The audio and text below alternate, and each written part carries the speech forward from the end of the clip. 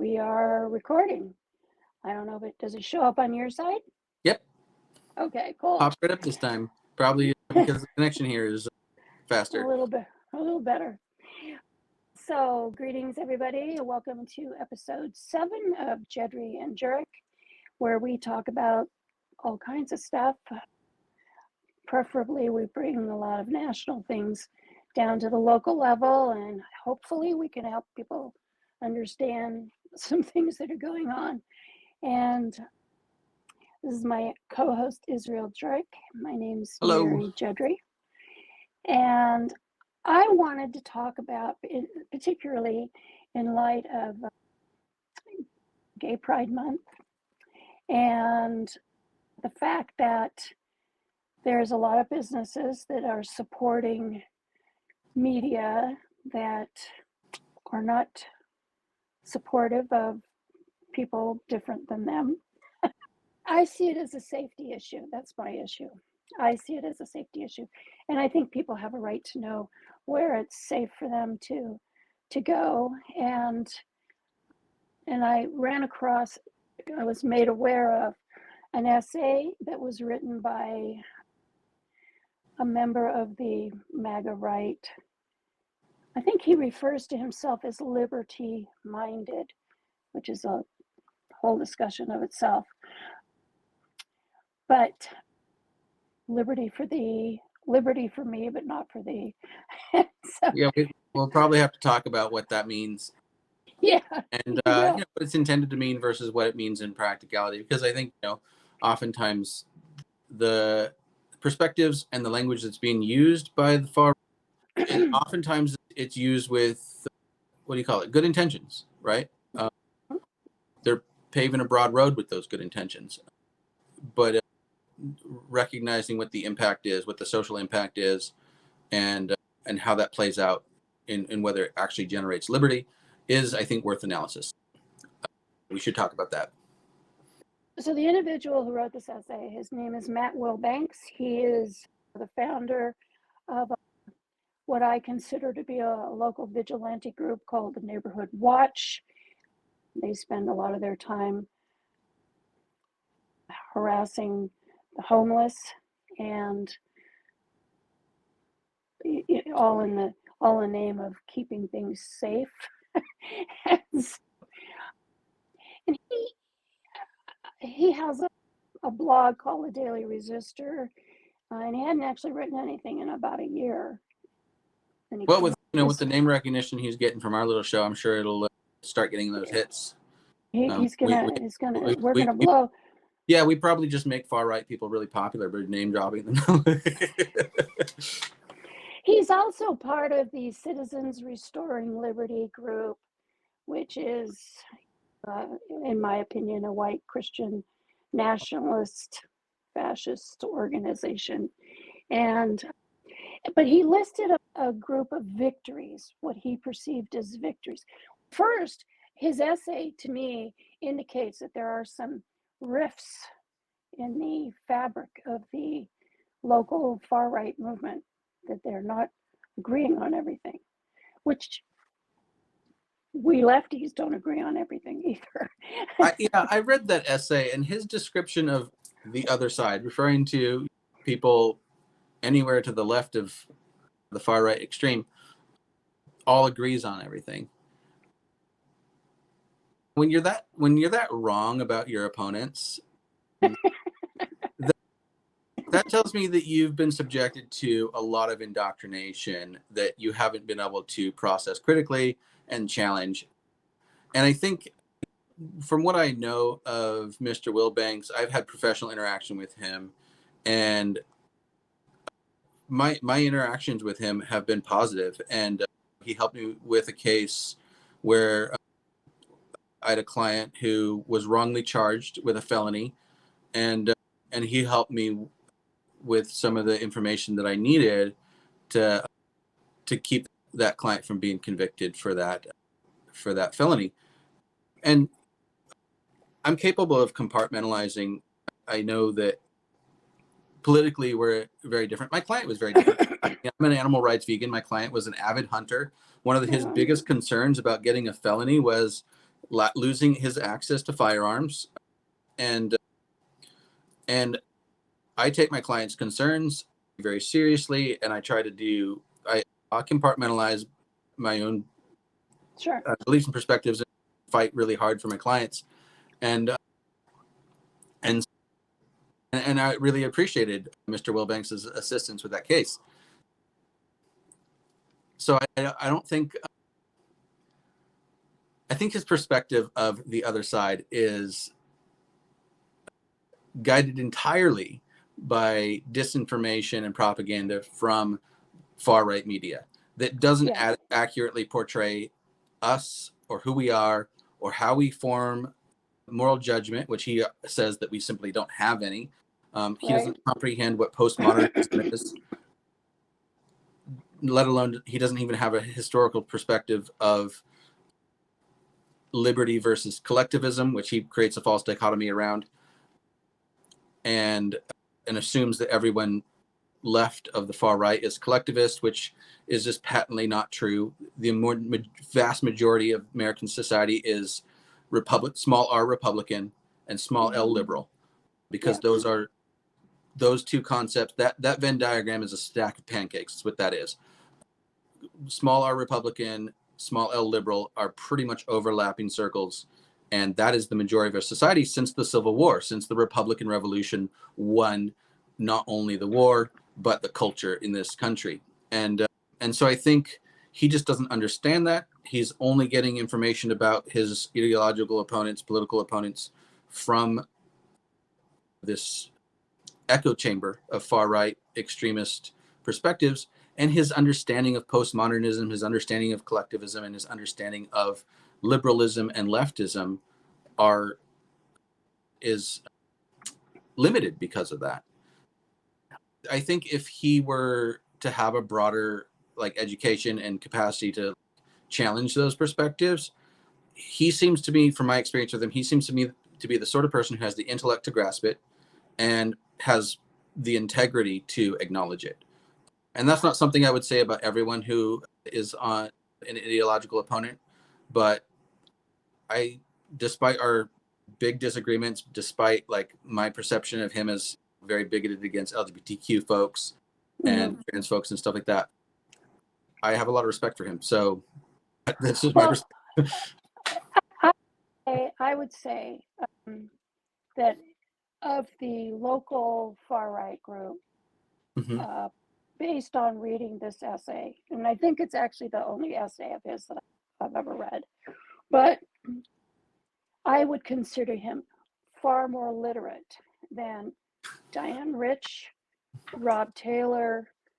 I've never really seen anything that Rod Taylor, Commissioner Taylor, has written other than a few sentences. So I have to give him that. I don't know, because some of the essay reads like regurgitation of other. It's tedious, but it's still more literate, in my opinion.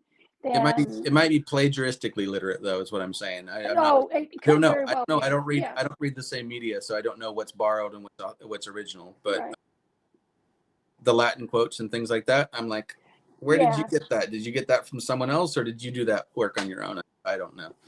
Yeah. Anyway, he posted some victories that he wanted his side to take note of and be proud of. And I thought we should discuss those victories. Yeah, let's do that. So, number one, he comes off and he says that our side, his side, whatever that side is, replaced a progressive, an evil progressive, on the Board of Commissioners with a solid, liberty-minded individual, meaning Rod Taylor, insurrectionist. So he's talking about replacing Melissa Cribbins, and calling Melissa Cribbins a progressive is agonizing. Anyone who's actually progressive. She's a real progressive, yeah. I think this is what when they say they have no concept of what constitutes the left. It's really anyone who's not as far right as them, which means other conservatives like Miss Melissa Cribbins, who's a pretty conservative Democrat, and other liberals, like, and that's most of this country, conservatives and liberals. They're pretty much the same thing, the overlap. And then, and of course, then the minority in this country that would actually be considered progressive by a normal assessment of the spectrum. So calling Melissa Cribbins a progressive is one thing, and then calling Rod Taylor liberty-minded is a whole other thing too. Oh, I know. There's a lot to unpack. I do want to say this about Melissa. I had a lot of issues with Melissa over the years, and I wrote about them, and I still hold those opinions of actions that she took. But I also feel by far she was the most competent person on there. And after the first 2, 3, 4 years, when she settled into just doing the job, the county business, and wasn't so much intent on satisfying or pleasing business interests or special interests, and she just started just doing the job of taking care of the county. I think she did a great job. Yeah, I think that perspective is exactly what we're talking about as a little pro-democracy platform, that right. we recognize that we're promoting a society where offices like this, especially nonpartisan offices like this, function. They function for the good of all of society. And the ideological perspectives and differences that those office holders have don't matter as much if they're actually fulfilling the function and duties of the position. It's when they become partisan, when they become ideologically defined, and then those functional positions turn into partisan ideological platforms for a partisan ideological agenda. That's when society starts to break down. So what you're talking about with Melissa Cribbins' competence and her capacity to actually function in the job is something that we've really lost when she got replaced with this partisan person whose interest is not serving the whole of the community, but serving a partisan ideological agenda, which, of course, for folks like Wilbanks, that's liberty-minded. But we really do need to unpack what that means as far as liberty-minded, because I think they have a different understanding of what constitutes liberty than what pro-democracy community would have. Right. We definitely need to adjust that. I feel that certain words have been hijacked. Liberty is one, patriot is another, but let's just talk about liberty, because liberty, from their perspective, they should have the liberty to go out and cough on anybody that they want. Their form of liberty often means oppression for others. But anyway, go for it. I think we should talk about that, because I do think there are different priorities in terms of how American citizens consider our liberties. And if we exclude the far right extremists who are reactionaries, who believe that social inequalities are natural and good and they're a benefit to society, if we talk instead about the conservatives and the liberals, that artificial distinction that we have in our society that gets exacerbated by culture war, that we're all of the broad majority of American society falls in this kind of center. Some people on the conservative side of the center and some people on the liberal side of the center. And that entire center can be described, as I have before, as Republican, as liberal, because it's part of these movements in Western culture of republicanism and liberalism that reacted against monarchialism and tried to form a society that didn't have birthright nobility. and had a kind of equal opportunity structure to it. So that's republicanism. Conservatives tend to prioritize property rights. Right. Conservatives, that's one of their key concerns about protecting liberty, is their ability to own property and then to leverage that property to create wealth for themselves. And that's why conservatism tends to thrive in rural areas, because that's where you're going to have more American citizens who own land and who have the capacity to leverage their property for wealth. When you get to urban areas, the property owners are these massive landlord structures. Almost everyone in urban areas is renting. They don't own property. Their concerns, and they tend to be liberal. The priorities of liberals in the American center is civil rights. That's what their concern is. So conservatives tend to be about trying to protect property rights, trying to protect their capacity and opportunity to generate wealth and secure a livelihood for themselves. Liberals tend to be concerned about civil rights, the ability to defend their capacity to live in a society as free and equal citizens, and to have access to opportunity and wealth when they're actually dependent on landlords, capitalist corporations and businesses and things like that. So the values that a person forms is shaped by the situation and conditions that they live in, whether rural or urban, and whether or not they work for a boss and rent from a landlord, or whether or not they own their own property or inherited property, or own their own business. And that really shapes the values and priorities of what rights and what liberties we're actually concerned with. So the conservative mindset is what we're looking at among folks like Wilbanks and the people around him. And that concern about property rights and protection of wealth and security can be leveraged by reactionaries to justify and exacerbate social inequality. So that's and then that creates a threat to civil rights, and then that creates this barrier between liberals and conservatives in our society. I think I've been in that argument myself in the past, talking about fundamental rights versus privileges, really. And fundamental rights, it's a term of art. At the same time, there's a lot of argument, like people think property rights are fundamental. No, they're not. Due process, that's a fundamental right. I think we have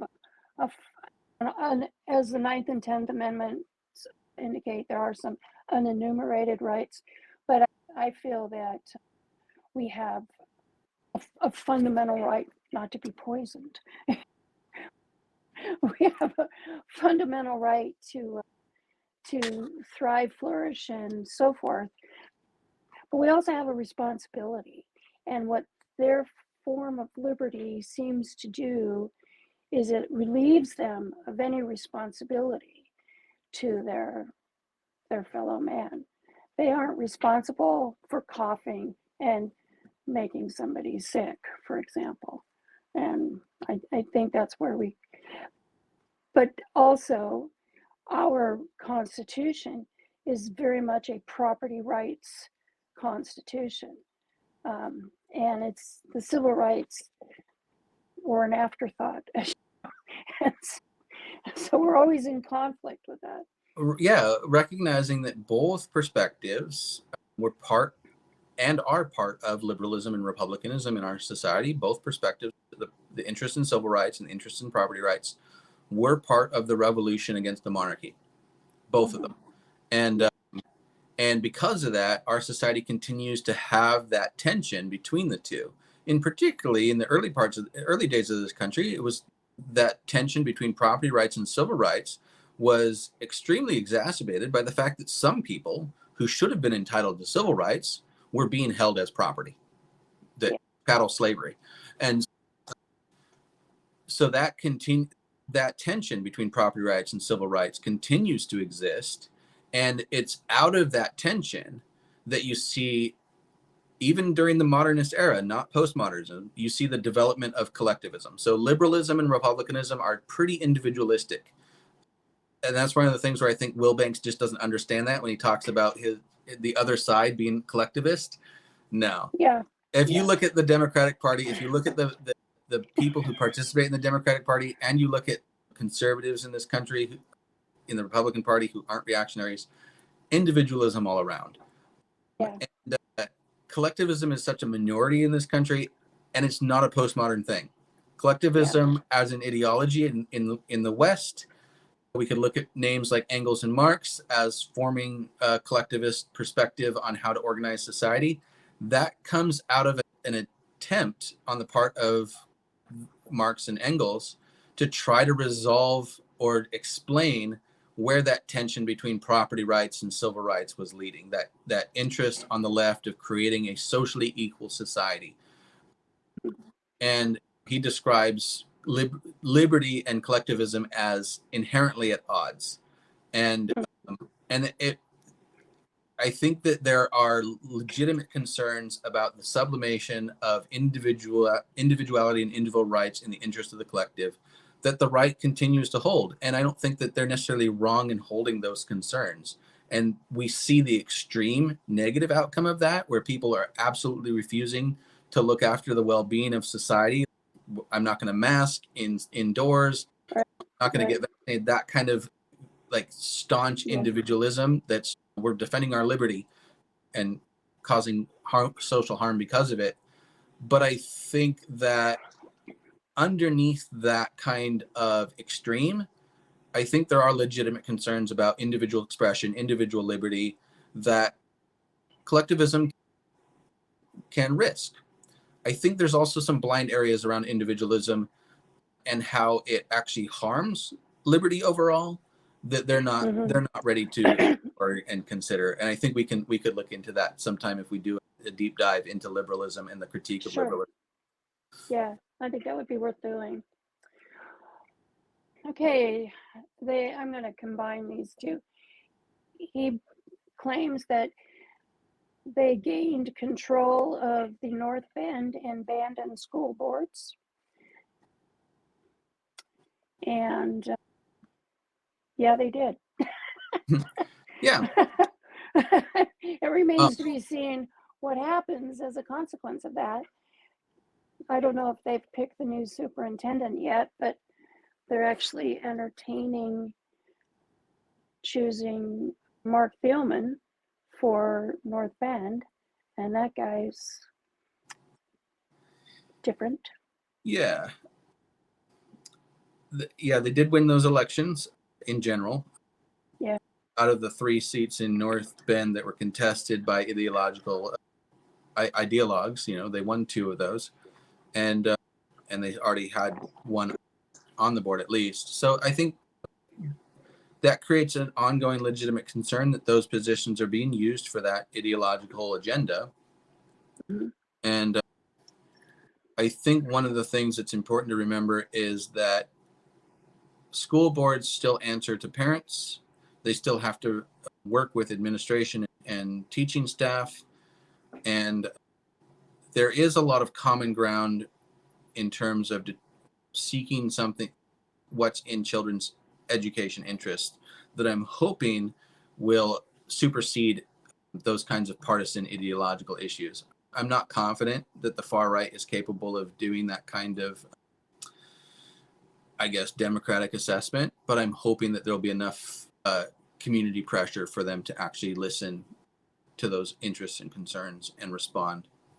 But I guess that remains to be seen. As we've predicted here, partisanship and partisan loyalties compromise competence. So they definitely, yes. Okay, he mentions that they elected a liberty-minded individual to the local ESD, Educational Services District, which is again basically the same and that issue. Was an uncontested race. Yeah. And then they forced, that's an interesting word, the Coos Bay City Council to reverse their divisive flag policy. Now, I don't know why they considered it divisive, personally, but it had. That's not an accurate use of the term, and it's what do you call it? A propagandized use of the term. That something that's intended to communicate hospitality and inclusion. In this case, they're talking about the last pride year. Flag. We hoisted a pride flag during Pride Month on the boardwalk.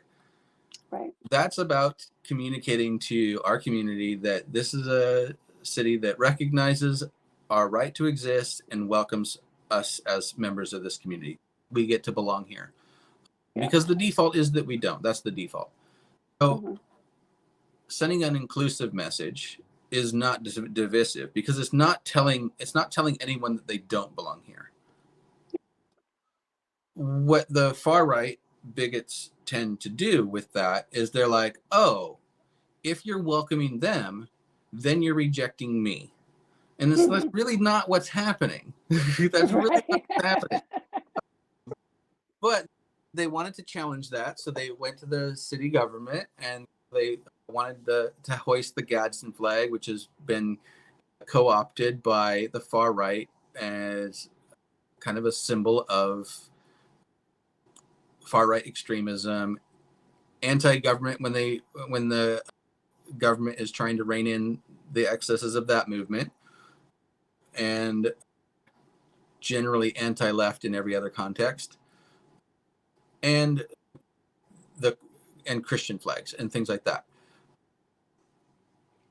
To my knowledge, this community has never had any issue with telling Christians or communicating to Christians that Christians aren't welcome here. And it's never, to my knowledge, been the kind of community that has told people on the right that they're not welcome here. In fact, the right and Christianity have been the norm in rural Oregon and the Oregon Southern Coast for a long time, as long as I've been here. And I, as a Christian, I never felt unwelcome in this community. So I don't see how raising those flags necessarily is a critical issue or of communication for the government. And I'm going to understand why they wouldn't want to, particularly because of the First Amendment and the separation of church and state. And the Gadsden flag, as frequently used as a symbol for hate groups, I can see why they'd want to avoid that as well.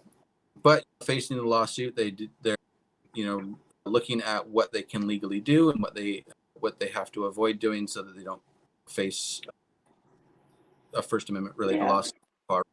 I can understand why they're not doing raising the flag this time, but I do think that effort was bullshit. And I think it was an attempt on the part of the far right, which sees inclusion of LGBTQ people as something evil, rather than just as something that a decent society does. I think it's their efforts to do that was an expression of hate and bigotry, and they should be ashamed of themselves, and instead they're proud of themselves. Don't you think it's similar, though, to like the Black Lives Matter, and then the right comes up with All Lives Matter? Right. It's an attempt to exclude our community, is what it is, and it's an attempt to keep the social inequalities that exist.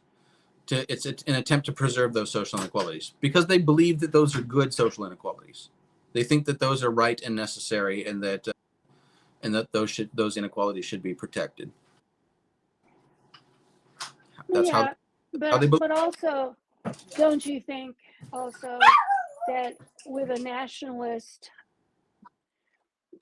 movement or a fascist movement, that you have to have an enemy somewhere, and that this is just another way of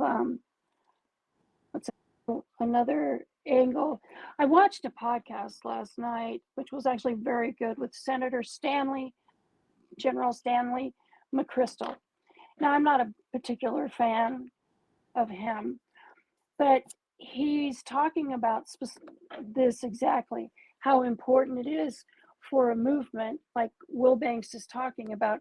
Look at all the victories that we've accomplished, And the gist of it is that, like, the Tutsis and the Hutus got along forever, and then all of a sudden they didn't, and there was this mass genocide. The same with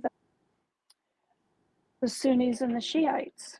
They lived side by side for a long time, and then things got riled up.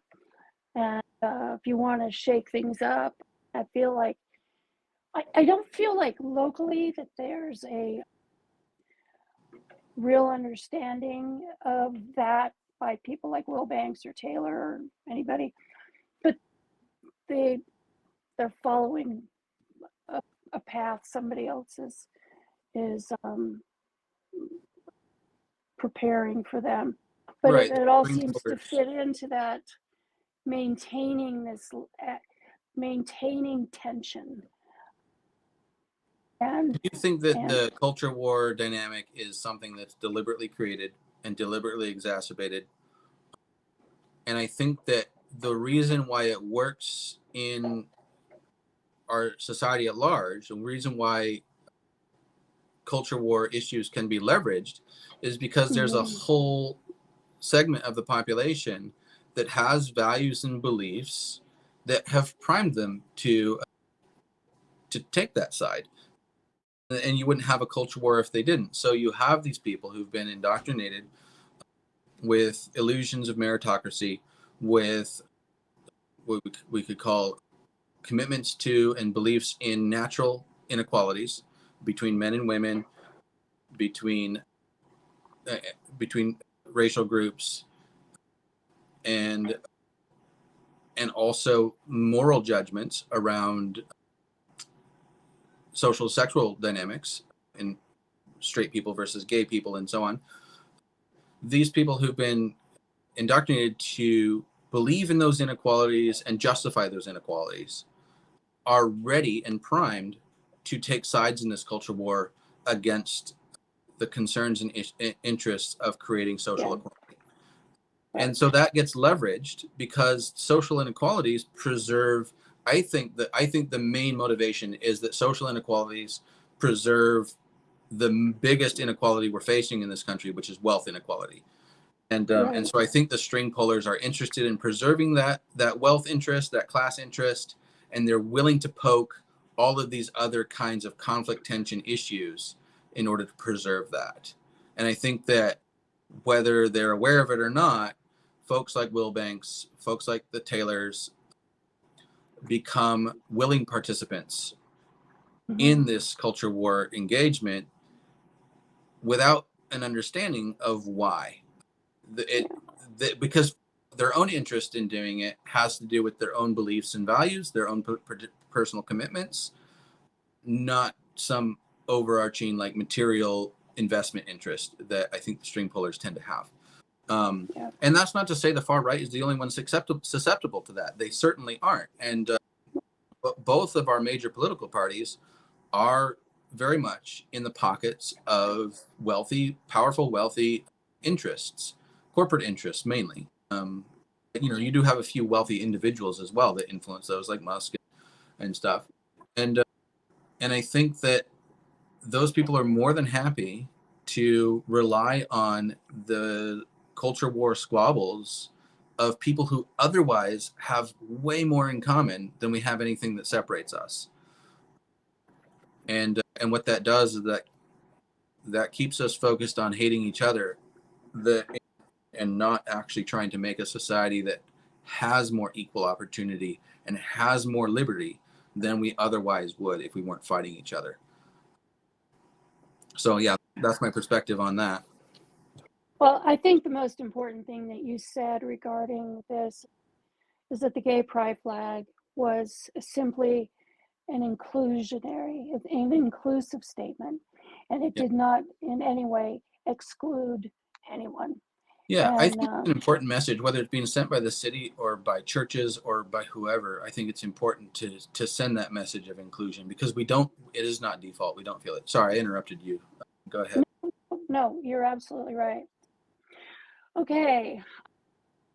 This is also a big issue, in my opinion.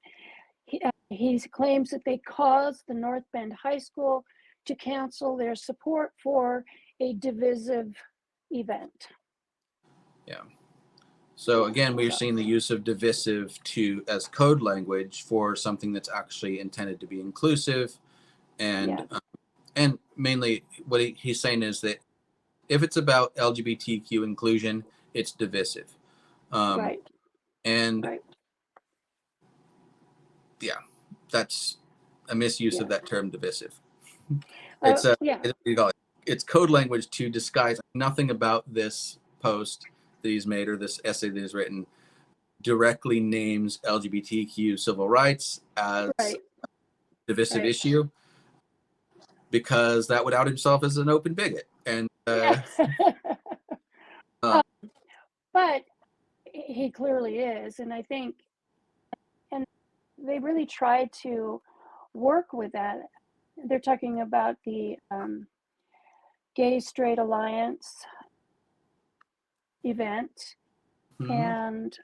and they had people that were there to help educate everyone who wanted to be educated, and they also had an entertainment group that uses.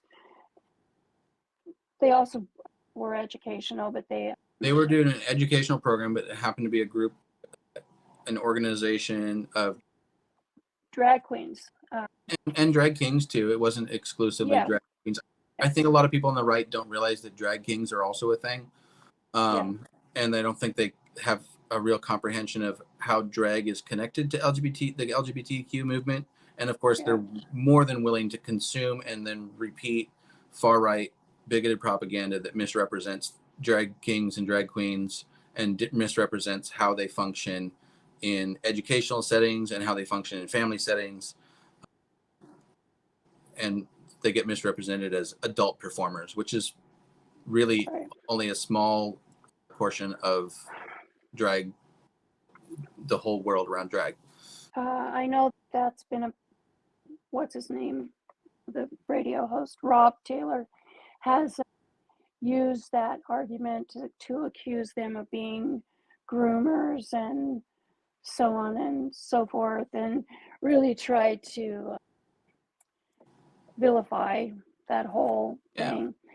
But, and because of that, I thought it was interesting to note that there's been a lot of anti-drag laws being enacted or attempting to be enacted across the country. I think Tennessee had the first in the nation law designed to place strict limits on drag shows, and a federal judge, one who was actually appointed by Donald Trump, threw it out as unconstitutionally vague and substantially overbroad and discriminatory enforcement. And so I just think that was Yeah. I really, think this language around referring to drag queens and trans people and the LGBTQ community at large as groomers mm-hmm, is clearly a vitriolic propaganda tactic that completely misrepresents who we are. And it comes out of this recognition over the last few decades in the conservative political movement that ideologically they are losing. They're seriously losing as our culture acclimates to the reality that people live very different lives than the way the traditional fundamentalist Christian church would say this is how you have to live.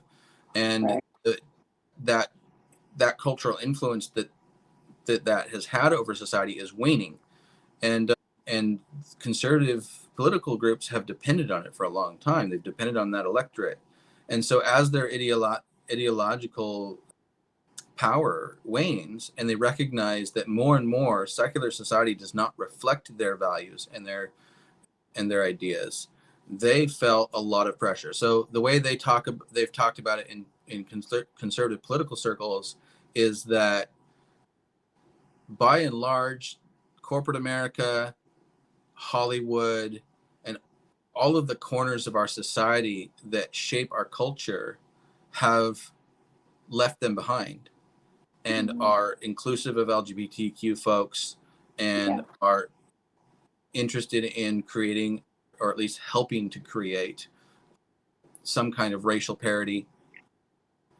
And from the left, we have a lot of critique over Hollywood and corporate America. We don't see them necessarily as allies in the cause, but the far right sees them as definitively enemies of their cultural ideas and interests. And what they did was they felt like, oh, we're losing on all of these battlegrounds. We're losing all of these battlegrounds. And the only way we can win, the only way we can really turn things around is if we use the state to win. And so that's where this push comes from the far right over the last few years, to start to take control over all of the state institutions, including partisan positions, and to try to leverage those in the culture war. Because they were losing on every other battleground, now they're using the state to try to win the culture war. What happens when you try to use the state to enforce a small minority group's cultural and ideological values and commitments is you end up creating fascism.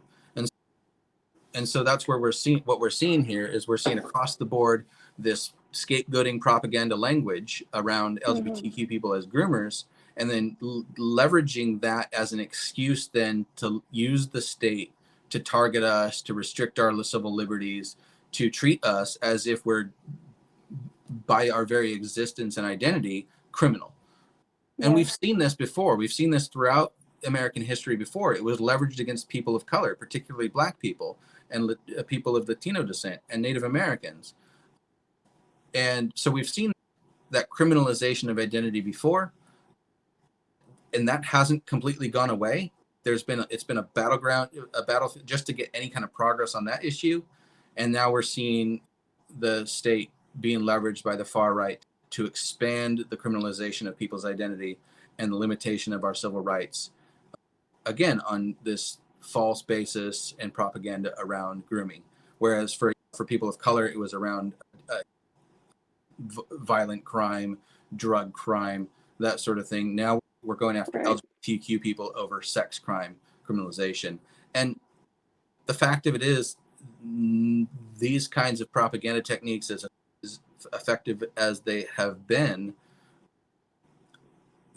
they're wrong. They misrepresent who we are as a people, and they've turned our neighbor against neighbor is what they do. It's really what's been happening over the course of our history in terms of racial and ethnic identity, and now it's happening in terms of sexual identity. Our society has become more divided and more nasty towards each other because of this leverage of criminalization of identity.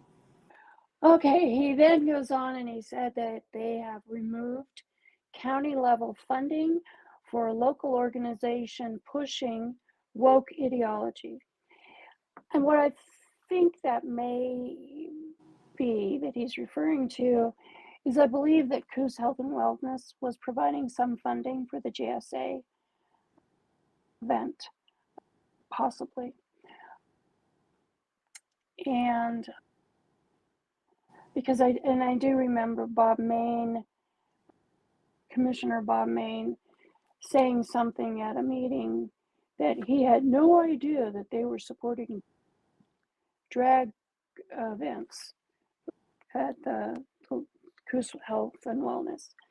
And of course, you can't take, but Bob is just out there. But then he goes and says that they've formed a county-wide neighborhood watch group that now has nearly 6,000 members. And this is their little vigilante group that they go out and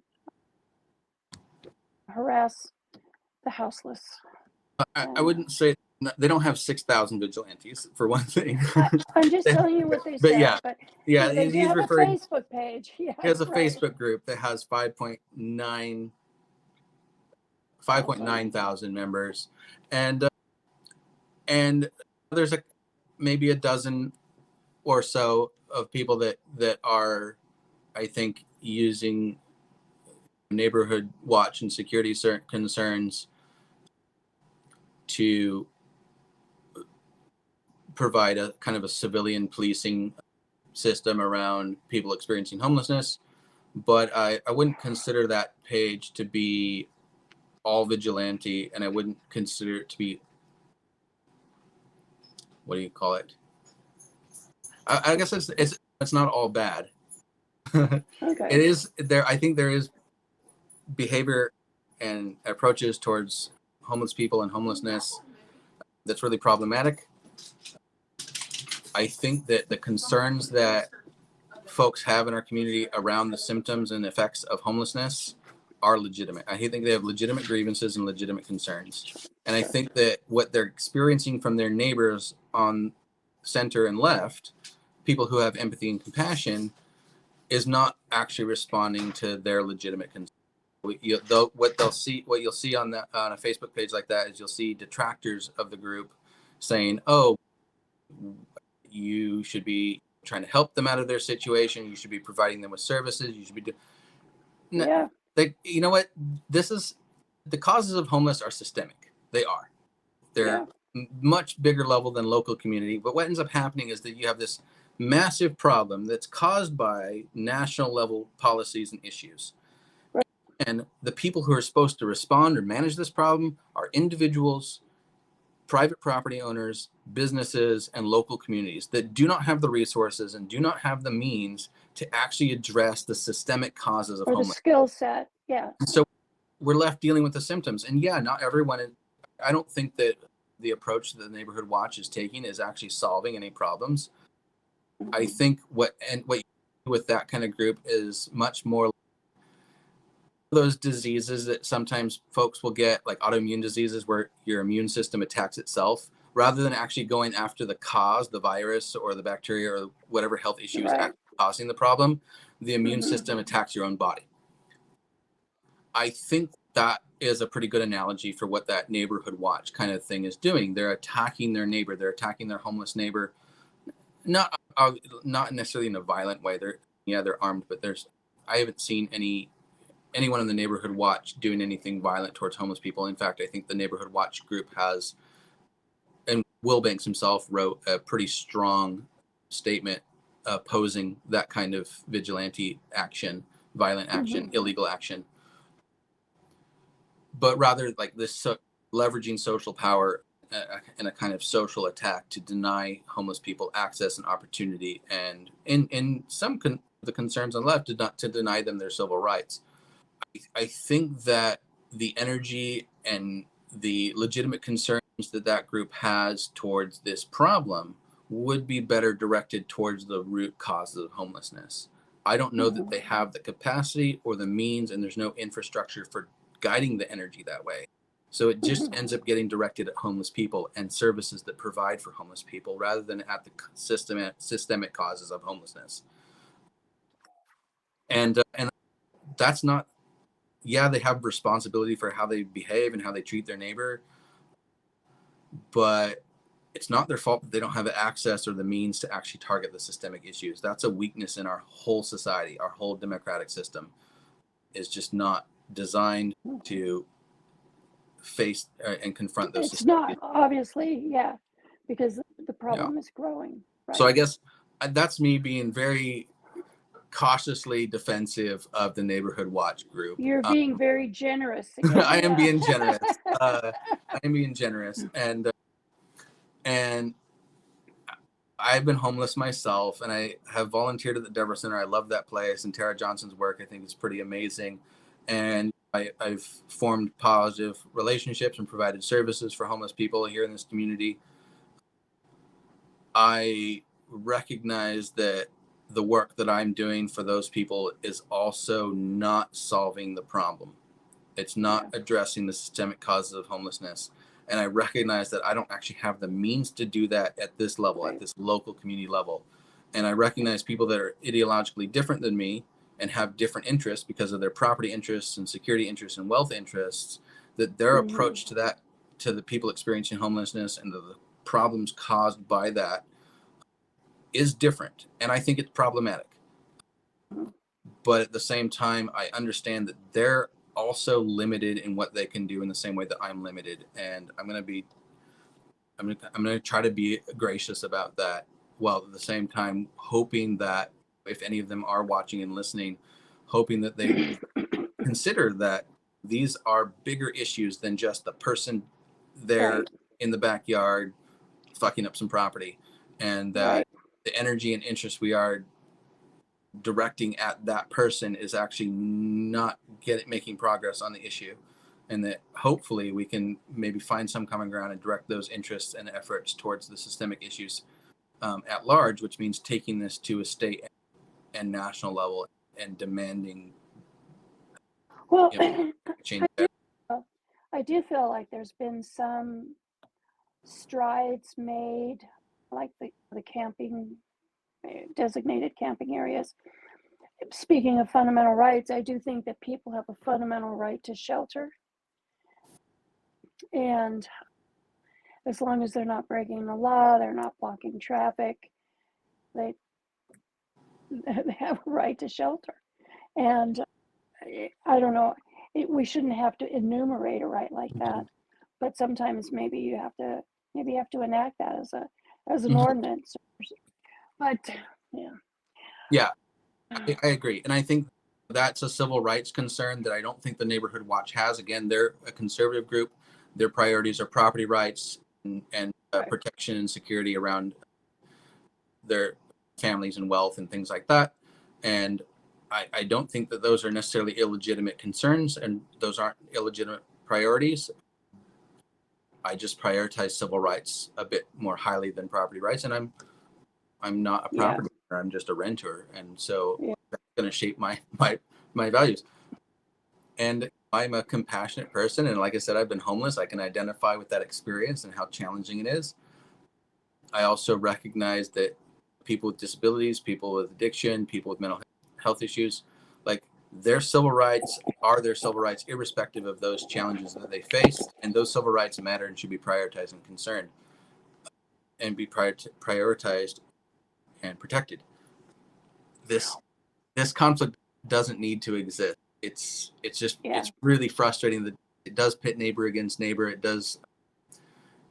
It creates issues where none should, and we really should have a broader, more common identity perspective on how to address this issue. But instead it becomes a politically divisive issue, and rather than making progress on it, we end up fighting each other and getting fucking nowhere. Yeah, absolutely. I understand that Wilbanks has also been homeless, and I don't know. I don't. I don't know. I don't know. You probably have more knowledge about these things than I do, because I don't. I haven't digging. Yeah. And finally, he says we put every woke group in the county, public and private, on the defensive. Who's we, by the way? Does he mean Citizens Restoring Liberty, CRL, or does he just mean his side? His side. Oh, okay. Yeah. The liberty-minded. Yeah. Citizens Restoring Liberty, basically. Yeah. And he doesn't use the word we. He just summarized our recent victories, and then but our recent victories. So, but put every woke group in the county, public and private, on the defensive. Now, it was interesting. Somebody tried to get Ron DeSantis to define woke recently, because I guess there's a group of pundits or journalists that have a contest going between them to see who can get the most times he uses the word woke in the shortest amount of space. And I think the one journalist is winning right now. He said woke 7 times in the span of 20 seconds. So he's got this little video clip where he just uses. So finally, somebody asked him to define woke, and DeSantis referred to it as cultural Marxism, and which is an old phrase. That's probably a person. Obviously, this is a person who does not understand Marxism in the first place. Realize how far from Marxism American society is.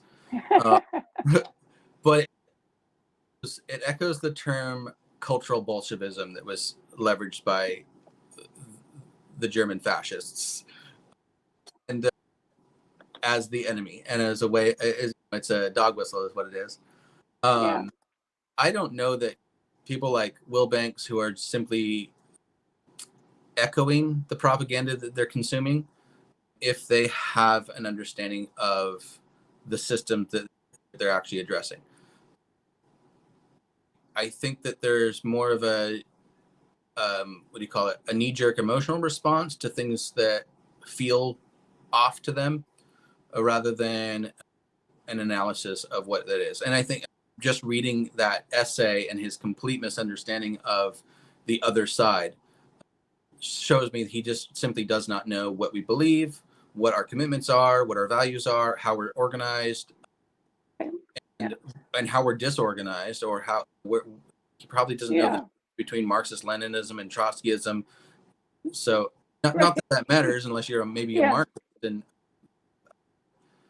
like, these are things that they're not conversant in, so they have this broad label, woke, and it means whatever they whatever they want it to mean, and whatever they want it to mean at that moment. Woke itself wasn't originally a right-wing term label. It was born in American vernacular English, and now it's been stolen and turned into this. It's an attempt at tarnishing the interests and concerns of people who believe in prioritizing social equality. Right. Jesus, are we on the defensive? I think in some ways, in some areas of the political infrastructure of our society, we are on defensive in terms of political infrastructure. And I think that's because formerly non-partisan positions have been turned into partisan positions, and we're trying to preserve a playing field where people of different ideological persuasions can all participate in the same system together and find common ground and negotiate and compromise and build a society that includes all of us.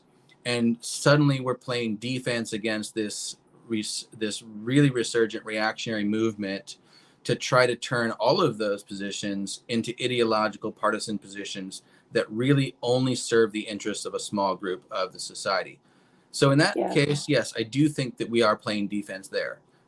In a broader sense, across the society and culture, and across social, natural, like developmental social change and demographic change and cultural change that we're experiencing, I think the reason why we're seeing this resurgence is this desperate dying gasp of an ideological commitment to social inequality that just cannot continue in a society that is demanding that everyone get to participate, everyone. And we've seen that. We discussed this recently on the show about this history of voting enfranchisement in this country, and how every time barriers go up, they start getting knocked down. And we ended chattel slavery, and then the reactionary movement turned it into Jim Crow, and then we ended Jim Crow, and the reactionary movement turned into the mass incarceration criminalization system, and we're gonna go after that too. And we've also seen during the course of that progress, we've seen the enfranchisement of women, the enfranchisement of people of color, of Asian descent people, of African descent people, of indigenous people, and basically our society is becoming, over time, through progress, working towards social equality. And once we get to this point where everyone is able to participate in society, and we look around us and we're like, wait, we're all participating in the society. Why are we still unequal? Why are we still facing these problems where some people are struggling to get any kind of sense of economic opportunity and live happy lives and free lives? And then we're going to actually start confronting the real underlying basis of inequality in our society, and that's material inequality. And I think that's why the strings are being pulled to pit us against each other, because I do think that when it comes down to assessing our capacity for opportunity, our capacity for personal liberty, individual liberty, the biggest barrier to that is our lack of access to wealth. Yeah, absolutely. Yeah. And if, as long as we continue to see growing wealth disparities, we're going to see diminished personal liberty. And we'll have all of the language of liberty, all the language of freedom, liberty-minded people, but when it comes to actual assessment of their capacity, it'll be limited by their access to wealth. And the more limited your access to wealth, the less freedom you'll have. And that isn't really the kind of society that I think Americans really envision for themselves. I agree with you. I agree. He's talking about groups in the county, though. Right. And We're not all on the defensive. That's just not. no, I think there's and I'm not even, and I'm not even sure who he defines as a woke group. probably anyone further left than far. You know, the people they call woke to them. pride group, maybe, or Yeah, obviously organizations that are about creating hospitality, security, and inclusion for LGBTQ people, they would define as woke, because bigots right. are define inclusive groups as woke. Probably Coos Health and Wellness counts as woke. Probably the city government counts as woke. I don't know. I'd probably have to sit down over a beer and ask him what counts as woke. I don't think we're all in the defensive. Do that. Yeah, I don't think we're all in the defensive. I think the whole essay reads as, first of all, the language is vague to avoid outing himself as a bigot and avoid concrete terminology describing what it is that he's really talking about. But also, it all rings as exaggeration of success, because they really haven't been as successful as they've hoped. And they are facing resistance, and they aren't able to accomplish all of their goals and aims. They are more organized than they have been in the past, but they're still facing an uphill battle against a society that has just left them behind ideologically. And if they were capable of like actually getting out of the echo chambers that they're in terms of the conservative, reactionist, extremist propaganda that they consume, I think they would find more common ground with the rest of us than they feel. And I think that would tone down some of this kind of conflict rhetoric. It would tone down some of the nastiness that we all experience because of this kind of cultural war conflict. And I think we can actually build a better society together than we can in conflict with each other. But I don't know that they're interested in doing that, because even though they call us divisive, they're the ones starting the fights. It seems to me that Coos County is like still clutching on to by their fingernails, really, like they're digging in their heels, and they're absolutely not going to let go. I'm not even sure Douglas County is as far right as Coos County. It is. Okay. But I feel like we're this little bastion of extremism, and yet a lot of other places formerly just like us are like letting go. They're like moving on, I guess. We do have some logistical disadvantages. We're not in the I-5 corridor, so we don't get that the kind of social and cultural diversity that happens there. And that does tend to foster, I think, a bigger interest in democratic policy and social equality policy. We're also not directly across from, for example, Florence. If it's a straight line from Eugene to Florence, so when people coming up, people vacationing from Eugene to the coast, they're going to Florence. That shapes the culture of that coastal town. Coos Bay doesn't really have a sister across the coast that shapes our cultural identity that way. We do get out of town tourists and customers and consumers that do influence our culture, usually around music and arts and things like that, but not in any ideological sense. And so I do think that we don't have those kinds of influences in our community that other communities like Roseburg might have or Florence might have. But we have the internet. And one of the reasons why we're seeing the kinds of challenging conflicts and rapid social change that we're experiencing is because the internet has connected us with people all over the world in ways that we never were prior to the advent of the internet. And that's created a lot of cultural tension. That's the source of a lot of this cultural conflict it's a sort of because of the source of all this social change that's come out of it. What he describes as postmodernism, this kind of moral relativism he describes, the internet has had a major influence on that too. We see different people living with different values and it working for them.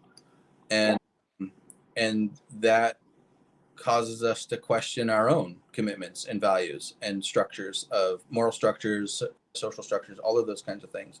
And that tension is one of the things that no matter where you live, you're going to experience it. And resolving that tension includes these efforts to try to be more inclusive, to try to create social equality around different ways in which people choose to live their lives and structure their values. But I do think that, like he describes, there is a legitimate concern about having a kind of unifying system that we all ascribe to, and that guides or governs us all, and that makes a society unified. And that's where this cultural conflict is over, is what is this unified system?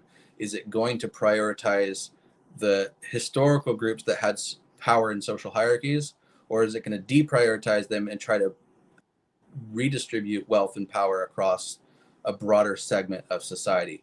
And I think that's where this tension is lying, because people, men, white people, het people, have enjoyed social privilege and opportunity to a greater degree than people who are not that in the past. Yeah. That's changing, and that change won't stop. And that's where I think we're seeing a lot of this anxiety among white men, het men, cis people, that, you know, if they just were like, wait a minute, we all win when everyone gets to be equal. We all win. Yeah. I think they could let go of that anxiety, but I don't know that they know how. I think that fears are being stoked by people who are interested in preserving that, and that basically interested in preserving wealth inequality.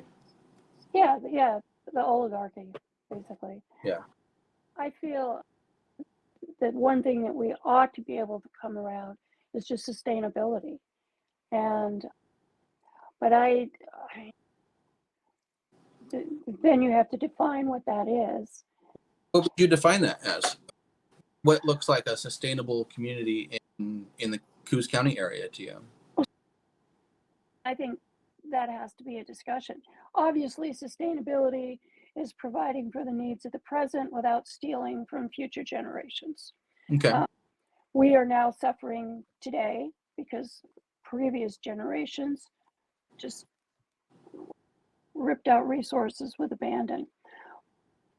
But what's sustainability for us in Coos County, or even each individual city? Mm-hmm.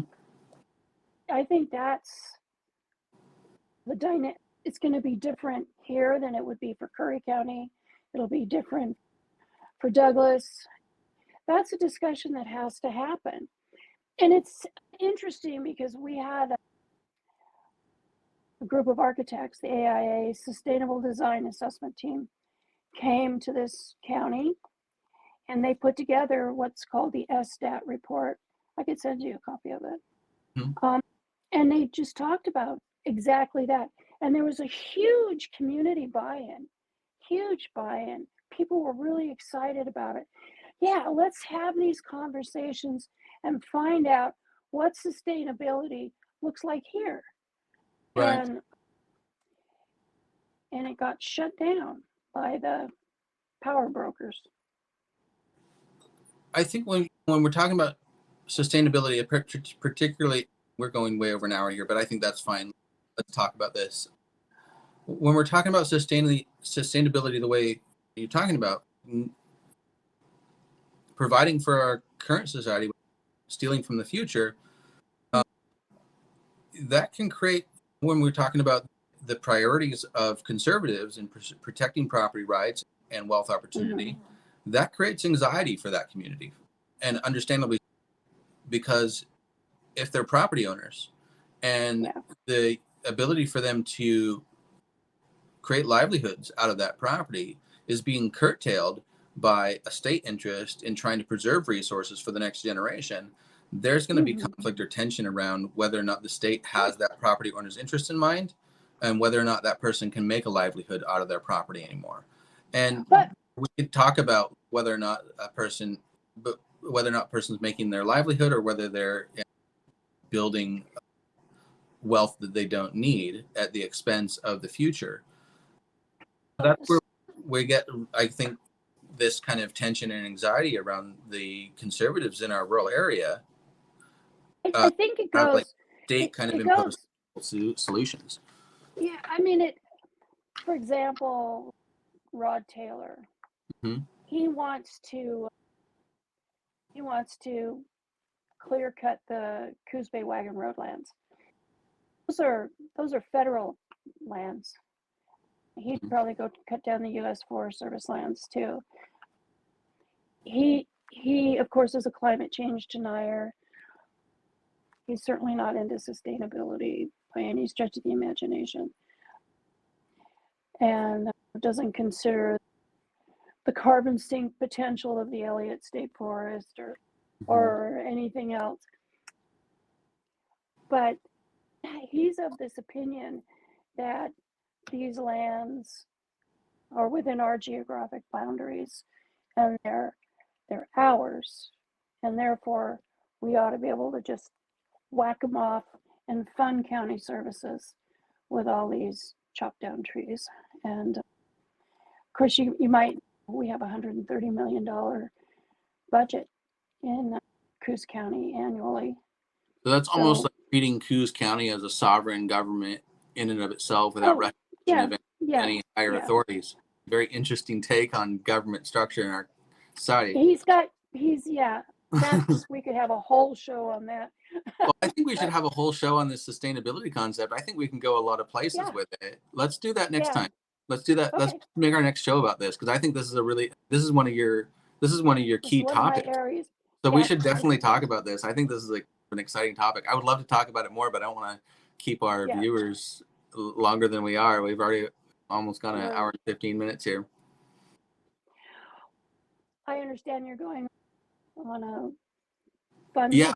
I'll be out of the country for a little bit, but I'll be in communication with you about my itinerary and whether or not I have Wi-Fi access, and maybe we can do a show next week, even though I'm on the other side of the world. Yeah, very exciting. That would be fun. All right, I want to thank you and our viewers and everybody. I had fun today, and I hope you guys all learned something. Yeah. And, I really appreciate it. I wasn't prepared to me either. Pick this response, I guess, to Mr. Wilbanks' essay kind of the last minute. And I have all these big feelings about this. I strongly disagree with Wilbanks on a lot of things, but I have some respect for him. So it's one of those things where I'm like, God, I wish I could just sit down and talk with him about these issues, but it is what it is. Who knows? It may happen. Yeah, who knows? All right. Thanks so much. And I hope you have a good week. And hopefully we can reconnect next week. If not, we'll reconnect the following week. And we'll do sustainability, and we'll talk about the issues around that. And I might play a little bit of devil's advocate for the conservatives who have those property issue concerns. Even though I don't have them myself, I don't own any property. I think that recognizing the culture we live in and the concerns that people have, that's how we try to build a democratic society, a democratic system that acknowledges and treats them with respect. So let's do it. Let's talk about it next week. I'm excited. All right. So thanks. All right.